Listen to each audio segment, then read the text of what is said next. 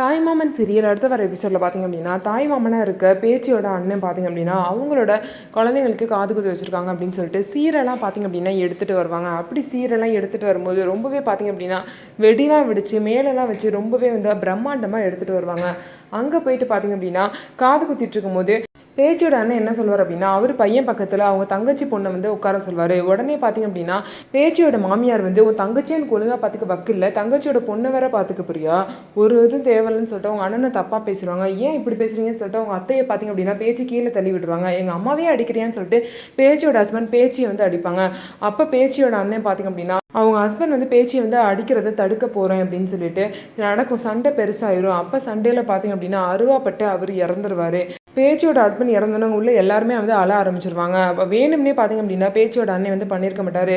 ஏதோ சண்டேல பார்த்திங்க அப்படின்னா தெரியாமல் கத்திப்பட்டு இறந்துருப்பாரு.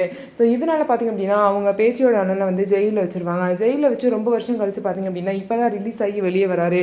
வெளியே வந்ததுக்கப்புறம் தன்னோட பொண்டாட்டி பூ போட்டு எதுவுமே இல்லாமல் இருக்கிறத பார்த்துட்டு தோட்டத்துக்கு போய் பூவெல்லாம் பறித்து தன்னோட பொண்டாட்டிக்கு வச்சு விட்டு நீ இனிமேல் பொட்டு பூ இல்லாமல் இருக்கக்கூடாதுன்னு சொல்லிட்டு பொட்டையும் வச்சு விட்டு சந்தோஷப்படுத்துறாரு.